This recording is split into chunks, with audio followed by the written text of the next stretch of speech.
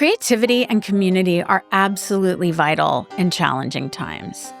Welcome to Syncreate, a show where we explore the intersections between creativity, psychology, and spirituality. We believe everyone has the capacity to create.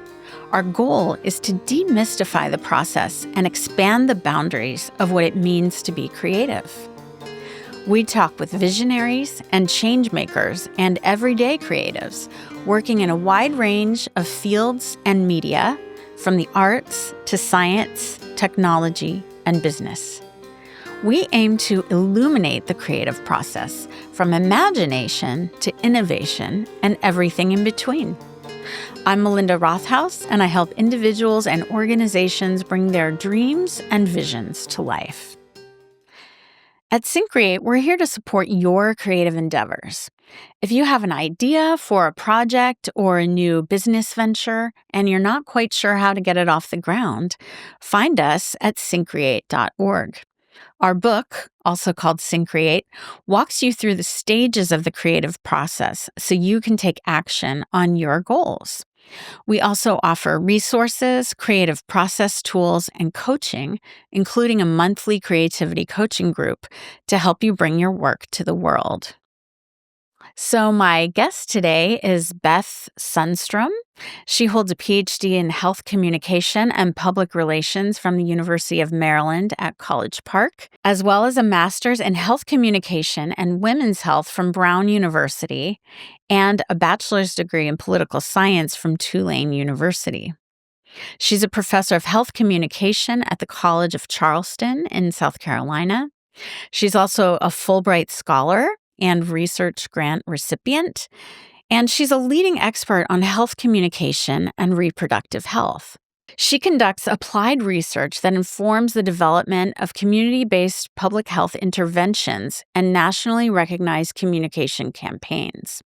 She's the author or co-author of 3 books and more than 80 scholarly articles on women's health and health communication. So welcome, Beth. It's so wonderful to have you on the podcast.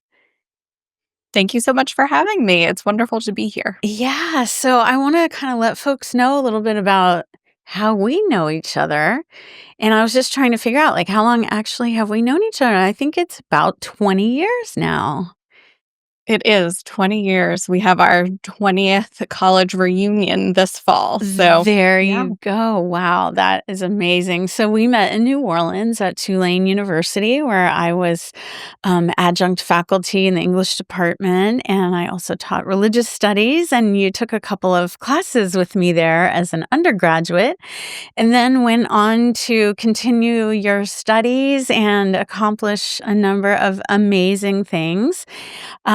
And so I'm so excited to have you on the show today for so many reasons. I think, the topic of women's health and health communication is so relevant and important in this moment in history, in our country, with all the controversies that are going on currently around these issues. And, it's personal to me as well, because like so many women, I have been on my own journey with reproductive health. I suffered for many years from a condition called adenomyosis, as well as fibroids. It was extremely painful. And although I hesitated for a long, long time, I ended up getting a hysterectomy about 1.5 years ago now, which actually has been quite a relief, but there was a lot of fear and hesitation around making that move. And then I have been doing, hormone replacement therapy since that time. And I feel great actually at this point. But it's been a journey. And we actually talked about this in a previous episode of the podcast, episode 19, with kind of a group of my own women healers who have been of great support to me in my journey.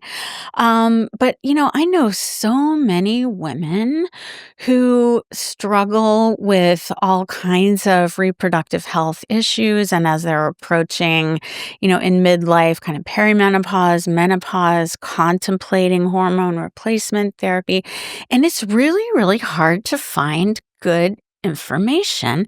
And depending what doctors you go to, you might get very different opinions and options of how best to proceed. So, um, I'm just excited for this conversation, maybe helping women find some really good, trustworthy resources. So I know you've written several books and many, many articles on this topic.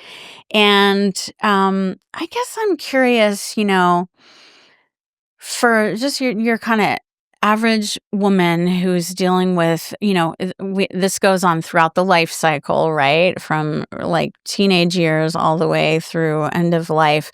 You know, how can women become better informed on these issues? Yeah, that's such a great question. And, I talk to women about this all the time. So, my job as a qualitative researcher is to talk with women, but you would be shocked. I don't know if it's the way that I look or if I say something, but really, I mean, whether I'm at a bus stop, I'm on a train, I am waiting and there's a security guard, it never fails to amaze me that, women want to have these conversations and they need to have these conversations. And so I'm so happy to be here. And it's been such a full circle journey, I think, from, when we first met. And I'm so grateful to have kept this relationship and to continue to be doing impactful work together. So I'm so happy to be here and to hopefully, share some insights for women on how they can find better information because it's difficult. My overarching message is always that, women don't need to suffer. Yes. But the media, the misinformation, and myths about women's health do not make it easy for women to get the information that they need. And so my Indeed. work, yeah, yeah. And so my work really focuses on conducting interdisciplinary applied research to inform the development and evaluation of health communication campaigns and community based, sometimes technology mediated public health interventions. And so that's how I'm trying to get the word out to women. Another way is I have a women's health research team. And so we have been together since 2013. And our mission is really to conduct innovative interdisciplinary research in collaboration with community partners, and then to use that information to advocate and to improve public health policy and practice, to improve health outcomes. And so our mission really is to collaborate, innovate, and advocate. And I think, your work and Syncreate has been so helpful to me personally in my creative process, but also for the team as well. Oh, wow, that's so wonderful to hear. Yeah. So what issues are top of mind for you? Obviously we have a new political administration's country. There's a lot of things coming up around vaccine hesitancy, and of course, all the kind of women's health issues that we've already mentioned. So, kind of like, what is top of mind for you and your research team at this moment in time? Yeah, so I am really focused right now on addressing misinformation and building resilience against false information and disinformation in the US and globally. And so, one of the ways that I have done that is doing a Fulbright in Ireland. And so, during this process, I think you were there around the same time. So, I was there in 2018, and it was just an amazing moment in Ireland. And I like to quote, and hopefully I'll get this quote somewhat right, but I like to quote Maeve Higgins, who is an Irish writer. And around this time in 2018, there was a lot of progress happening. And she said, "There's this feeling I get in Ireland, particularly among women. And I wish you could feel it too, because it's Mm, extraordinary. It's yeah. something like electricity, but really a more ancient source of power like fire. And the thing about fire, of course, is that it's catching." And so that sort of formed the basis of my Fulbright and our book that came out with my co writer, historian Cara DeLay, called Catching Fire. And so we were really interested in the reproductive justice movement and women's health activism. And there's this wonderful story about HPV vaccination. So, as we sort of face the misinformation and disinformation, I mean, so timely this week, what does that mean and how can we fight against that? In 2010, Ireland initiated a school based HPV vaccination program, and their national vaccination rates rose to almost 87%. And why should we care about HPV vaccination in particular? Well, we know that it's safe, it's effective, it's long lasting, and it really prevents 6 HPV cancers in both men and women. So, not only cervical cancer, but 6 different cancers. And head, neck, and throat cancers actually surpassed cervical cancers as the most prevalent HPV cancer, and this is 2 to 3 times more common in men. So it's really Mm, HPV vaccination is so important, and we really can make a difference. Australia is set to eliminate cervical cancer as a public health problem in 10 years. 10 wow. years from now, they're going to eliminate cervical cancer as a public health problem. And it's because they started right away when the HPV vaccination was invented. One of the primary researchers, was from Australia. And so they have had a school based program from the very beginning. And now they're going to eradicate it. It's just incredible. And That so is Ireland was, amazing. it's amazing. Yeah. And Ireland was right there. So they had this amazing success story until 2015, and an international misinformation campaign appeared in Ireland. And it was designed to undermine trust in vaccination. It targeted parents, it gained widespread coverage, and vaccination rates dropped to 40%.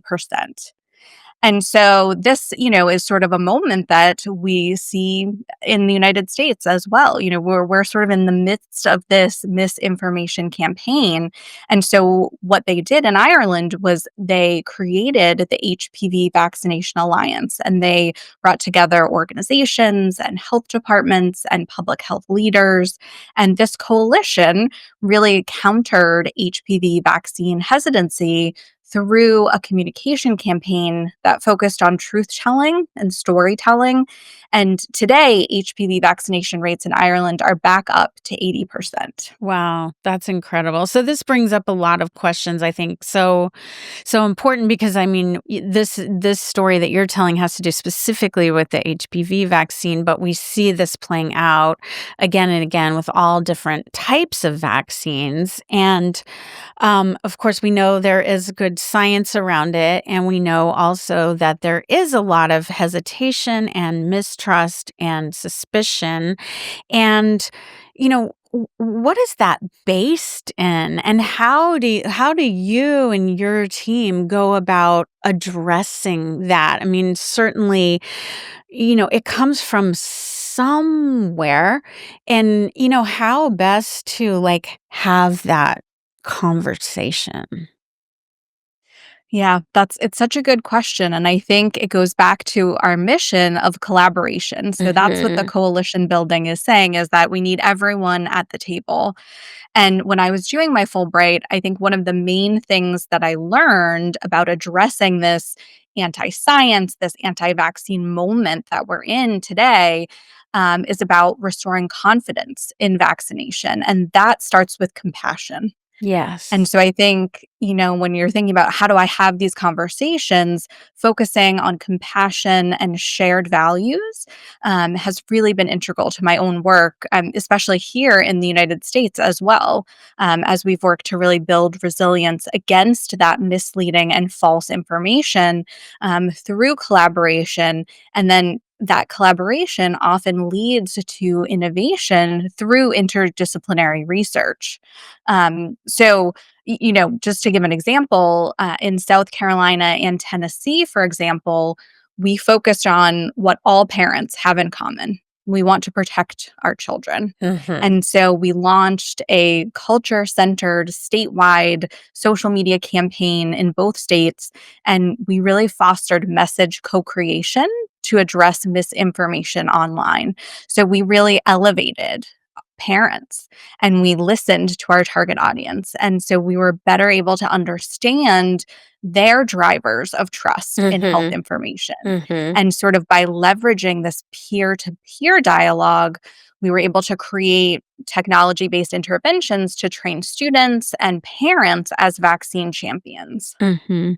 So what are some of those core concerns? Like, why is it that, aside from just misinformation alone, or maybe that's the majority of it, but, like, I'm curious about the psychology of this and why people, are so, certain people are so concerned, right, about potential, ill effects of vaccines, for example. Yeah. So, I mean, the sort of number one is safety and Mhm. side effects. Mhm. And, one of the things that really emerges is that folks think the HPV vaccination is new. Mhm. And so this idea of a new vaccine makes people hesitant. Mhm. And so, and this, when I am teaching to my students who don't remember a life before smartphones, I Right. ask them, which is older, the HPV vaccine or the smartphone? And they say, this plays much better because they can't remember a life before it. But the HPV vaccine is older than your smartphone. So if we think about our life and how we couldn't survive without our smartphones, the HPV vaccine is older than that. So this is, it has been around now since 2006. So this is not a new vaccine, but Mhm. this perception. So the psychology of thinking of a new vaccine as, not being tested enough. But we know that it's been tested, and we've given millions of doses all over the world. And not only, is it safe, but is effective. And so we're seeing, again, as I mentioned, that Australia is about to eradicate cervical cancer as a public health problem, but we're also seeing precursors. So we're seeing fewer indicators of the progression of cervical cancer. So we're seeing, fewer abnormal pap tests. We're seeing fewer indicators that, that are sort of the intermediaries that we need to see before we actually get to that point of eradicating cervical cancer. And it's Mhm. possible in this country too. We're a little bit behind, but we can still do it. So if we focus on vaccination, testing, screening, and treatment, we can do it here too. Yeah. Yeah, beautiful.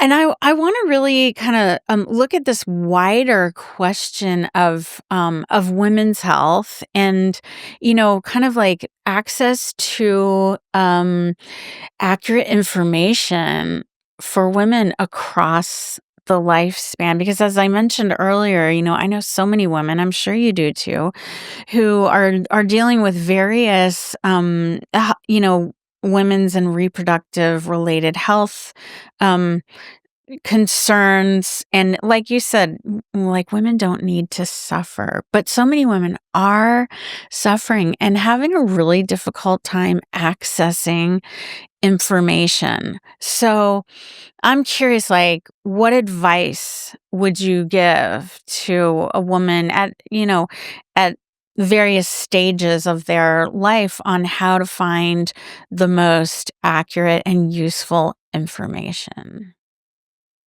Yeah, that's a great question. And with my students, I am often recommending, trusted sources. Yes. So, Bedsider is a great website, and they, offer a comparison, and they talk a lot about hormonal contraception. But I think the gap, and I think what my work hopes to fill, is that a lot of websites, a lot of information is based on maybe one specific issue. And Mhm. so, what I see in my work is that it's all connected. Yes. And so I'm really interested in how we can sort of disrupt the nature culture dualism, that false binary, and instead, provide insight that empowers people who menstruate, people who feed their children, people who experience menopause, and recognize that sort of the questions that we have, for one example, hormones, the fear that we may have around hormones, the idea that mis and disinformation online portrays hormones as unnatural, even though that's not grounded in science, even though that is not based in fact. But where do these ideas come from? Mhm. And so, this idea of what is natural or what is unnatural is really tied up in culture. And so, one of my books, Birth Control, What Everyone Needs to Know, that book is really focused on hormones and sort of addressing the fear, contraceptive scare, Mhm. and how we can sort of make better decisions by having the right information. And so I think that there is a gap, and that's something that I'm working on, is trying to fill that gap so that women can get information across the lifespan, and understand how maybe fears about hormones and birth control impact their ability to get treatment for perimenopause and menopause. Wow. So is there a new website resource in the future? I think there's a real opportunity there. Yeah. I hope so. Cara DeLay and I are working on a new project, and the focus is really that we want to look at myths and media and misinformation from menstruation to menopause, and help women to understand it's not just a period, it's not just endometriosis, it's not just pregnancy or childbirth or breastfeeding or menopause, Yeah. that these issues, that they deserve better information that they can understand to make the best decision for themselves, really free from fear and judgment, because of course all of these issues are tied up in understandings about gender and women and motherhood. And so we want to bring information to women that they can understand, and hopefully also influence healthcare providers and journalists who report on these issues and may not have the background to really provide the context that would be helpful for women to make the most informed decision for themselves. Yeah. Yeah. I'm thinking back, and this is also kind of pre-internet. I'm not even sure if it's still in print, but maybe that classic book, Our Bodies Ourselves, right? Which was like kind of the go-to guide for women back in the day on all of these kind of matters, right? Like what is the, 20th century equivalent of that, right? Yeah. Exactly. Right. We need an update. We do. We really do. Um, yeah. So, in terms of kind of, I know one of your big focuses is innovative communication strategies, and you've mentioned a couple so far. But is there any kind of like campaigns or other efforts that you've got going on at the moment to that end? Yeah, thanks for asking. Yeah. So, one initiative that we just finished, and so we have one publication out, but more coming. We partnered, so the Women's Health Research Team partnered with physicians at the Medical University of South Carolina and the Department of Health as well, and we partnered with the Charleston County Public Library System to write, and we were fortunate to receive a grant from the South Carolina Center for Rural and Primary Healthcare. And this grant was really to bring women's preventive care to rural libraries. So our idea was we had done some formative audience research in the rural low country of South Carolina, and we found that women wanted to receive health care at a neutral community location that was Mm. confidential and it was easily accessible, and it was right in their community. And so they mentioned the library. That Yeah. wasn't something we had thought of, but women told us that's where they wanted to get healthcare. So we put this group together, this dream team together, and we created the WISE, Women in the Southeast Telehealth Network. And we just have finished this grant, but one of the really cool pieces, it was a big initiative, but one of the pieces was this campaign that we developed called Do You Want a Period? And Mm. so, from writing the birth control, What Everyone Needs to Know book, one of the questions, over a decade of talking with women, one of the questions was, how is this contraception going to impact my period? Yeah. And the answer to that question was oftentimes a determining factor in whether women had a successful experience with birth control, whether they liked it, whether they, kept using it, or Mhm. they didn't like it and didn't Mhm. continue using it. And it wasn't a question that was really covered. It wasn't something that people were talking about. And so we created this campaign really to educate women and help them to make a better choice because in terms of contraception, we know that it's safe, we know that it's effective, we also know that it has a lot of health benefits in addition to preventing unintended pregnancy. So it can treat or prevent anemia, it can treat heavy menstrual bleeding and painful periods. It can be helpful with acne and asthma and migraines, and pelvic inflammatory disease Mhm. and ovarian cysts and PCOS and uterine fibroids and endometriosis and so much more. But one of the things that women really weren't aware of is that contraception has been shown to prevent the risk of colon cancer, ovarian cancer, and endometrial cancer.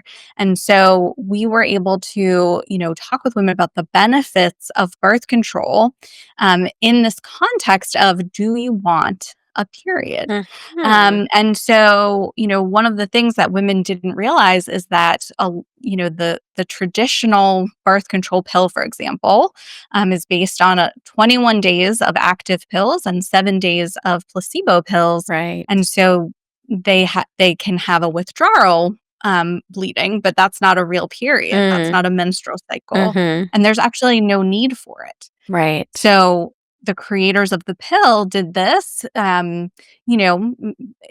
if you're giving them the benefit of the doubt to make it more acceptable to women, to Mhm. mimic that normal natural cycle. Mhm. But in fact, there has never been a health or medical reason to have that withdrawal bleeding.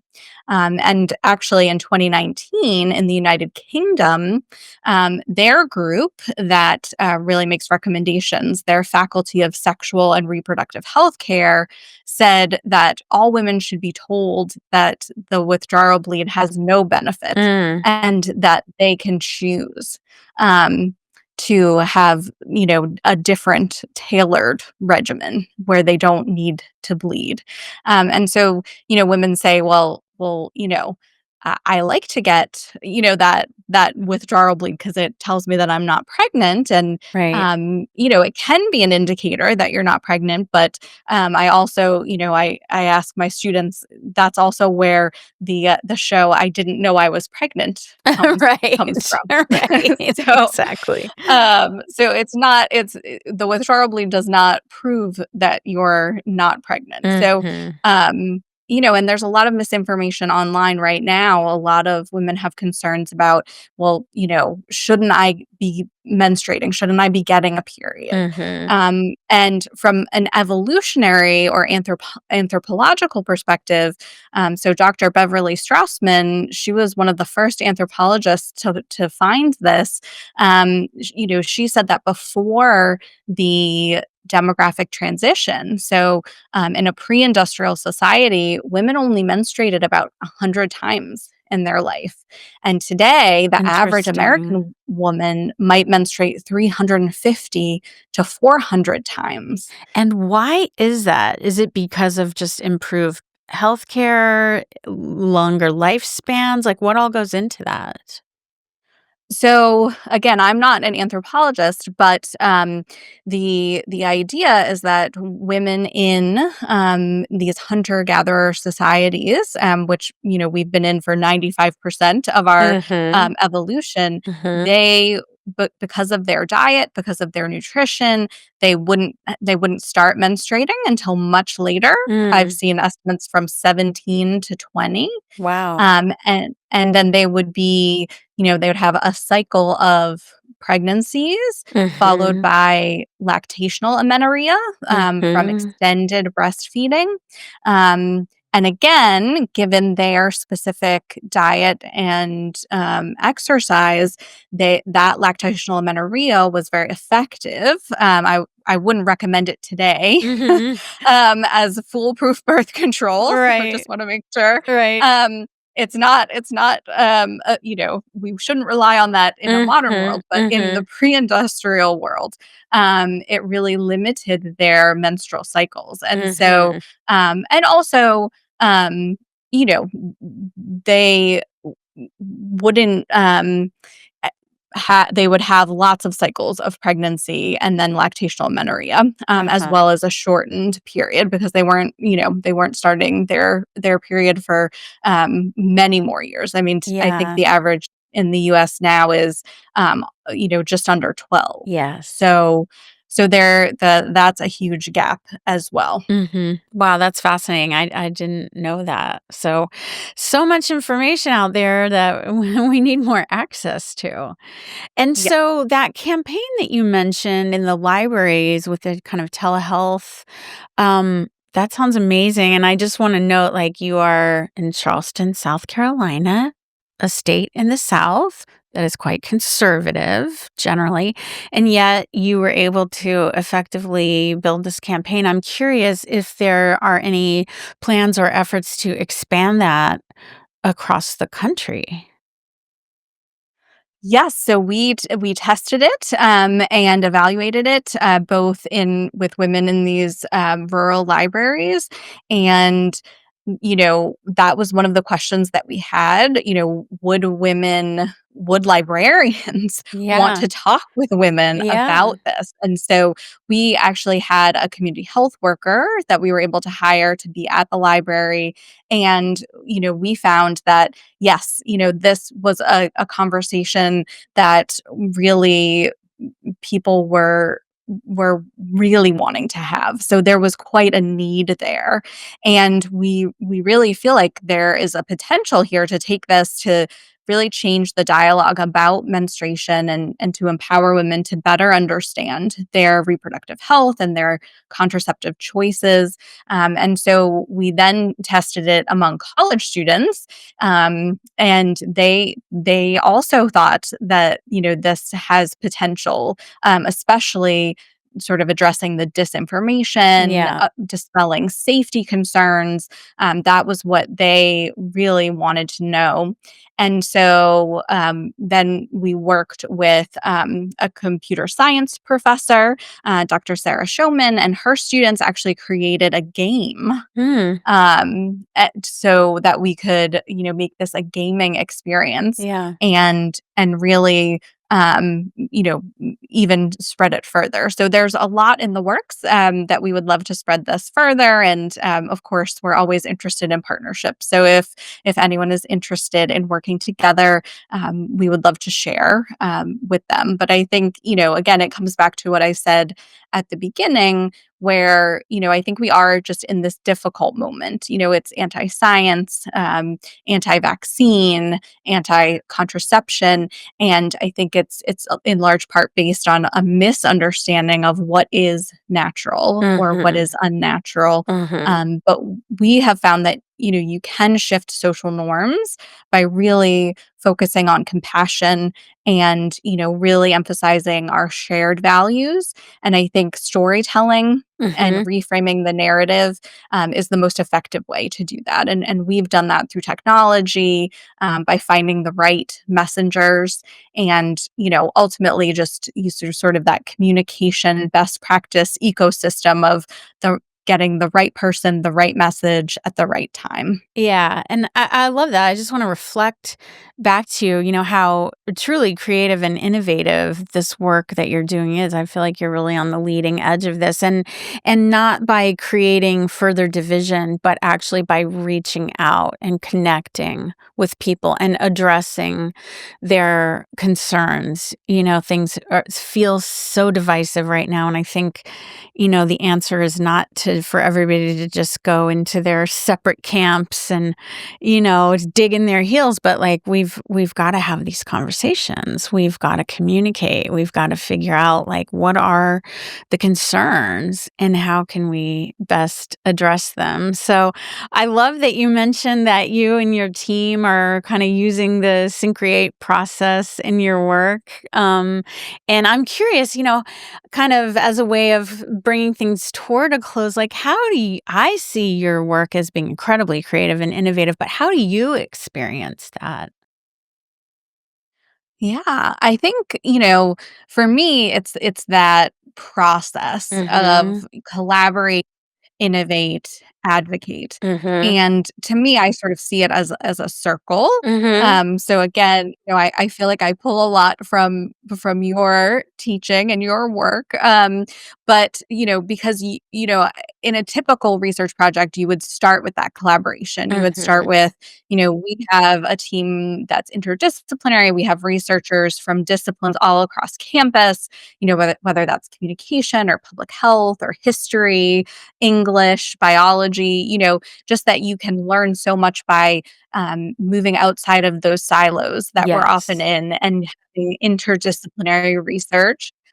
But then also collaborating with community partners. So, working directly with folks that have the questions that are Mhm. impacted by the research. Mhm. And so, I think one of the important pieces of that is making sure that we're bringing in healthcare providers and we're bringing in Yeah. community organizations, nonprofit organizations, to make sure that we're coming up with ideas that are truly innovative. And so I think that collaboration leads to innovation.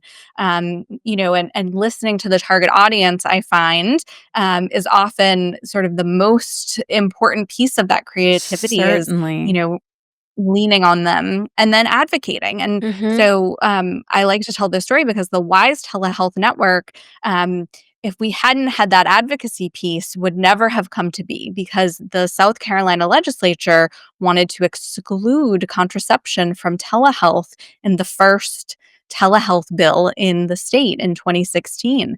And by that time, we already had done our formative audience research and gone and talked with women, and so we were able to bring their words to the legislators and say, we just provided this issue education and said, this is what your constituents said. It's Mhm. really important that they can access contraception through telehealth. And so Mhm. they removed that exception. And without that advocacy, we wouldn't have been able to do the WISE Telehealth Network because it was all about providing women's preventive care through telehealth, including contraception. Yeah. Wow, that's amazing. Well, congratulations on all of your efforts, and I'm excited to see, where you continue to go with all of this.